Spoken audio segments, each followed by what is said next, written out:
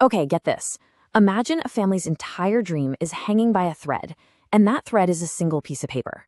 Now, what if the only people who can sign that paper are 7,000 miles away and completely, totally asleep? Yeah, this is a crazy story about an embryo transfer that almost didn't happen, a real race against time. So that's the heart of it, right? You've got this super tight deadline, a simple signature that's needed, and a literal ocean between the people who need to sign and the place it needs to be signed. I mean, how on earth do you solve a problem when the solution is on the other side of the planet and the people you need are just gone, unreachable? So let's set the scene. The morning started out, well, it started out perfectly. Total optimism in the air. This was a huge day, you know? The culmination of months and months of planning and prep. The surrogate was there, ready to go. The medical team was all set. Everyone was just so hopeful.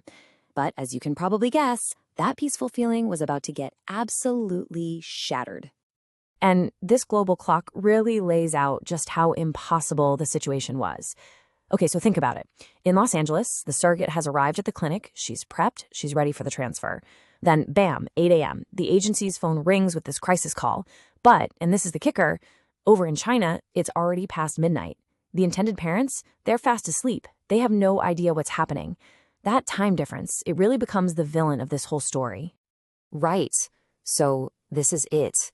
This is the moment everything just changes. That perfect routine morning, that hopeful vibe I was talking about, it all comes to a screeching, grinding halt. And it all starts with just one single phone call.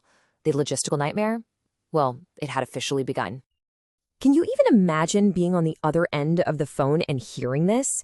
The clinic coordinator says there's an error in the intended parent's informed consent paperwork. Unless they re-sign it immediately, the embryo transfer will be canceled.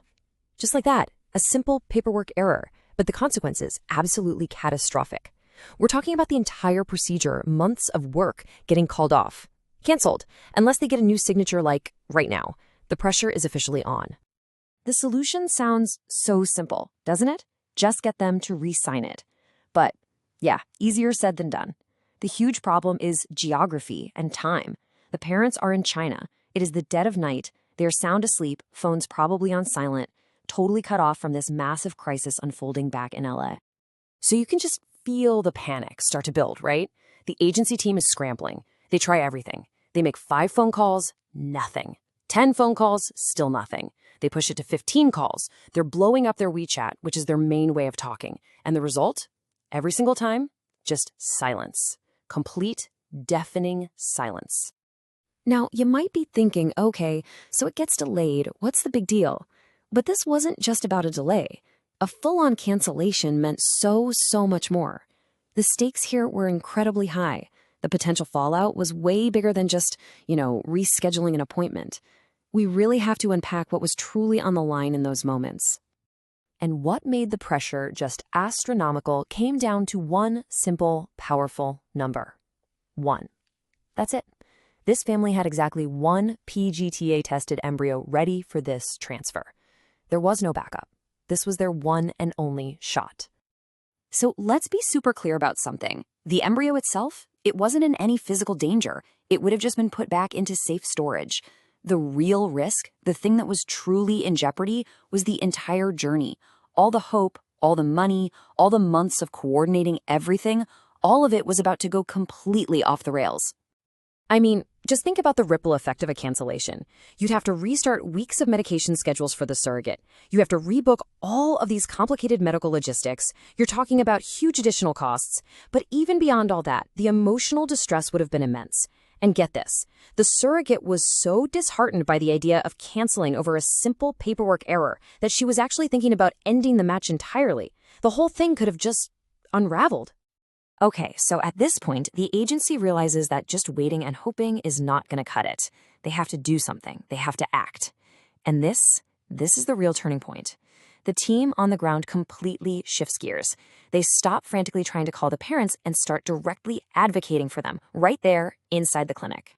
So the agency representative basically steps up and lays out this very clear, very firm 3-point argument. Point 1, accountability. They told the clinic, hey, you knew these parents were international. This paperwork should have been checked days ago, not minutes before the procedure. Point 2, safety. There was zero medical risk here. It's just one embryo, so there's no possible chance of a mix-up. And point 3, harm prevention. They made it clear that canceling would cause significant, unnecessary harm to both the parents and the surrogate. It was a powerful case. The message underneath it all was crystal clear. This was a preventable administrative error. A tiny mistake on a piece of paper should not and cannot be allowed to completely derail a family's dream of having a child, period. So you can imagine the tension in that clinic was just thick. You could cut it with a knife. Everyone is just waiting. And after a few minutes that probably felt like a few hours, the clinic staff finally came back with a decision. And this was it. This was the decision that would decide if the day ended in total heartbreak or with a little bit of hope. And they got it. The clinic's decision was to proceed with the embryo transfer. They said the parents could just re-sign the corrected documents once they woke up. It was just a common-sense solution, right? A huge collective sigh of relief from everyone in that room, I'm sure. The dream was officially back on track. But wait, the good news actually doesn't stop there, because the transfer wasn't just saved, it was successful. Days later, the surrogate's HCG test came back positive. What was almost a total disaster turned into a huge celebration.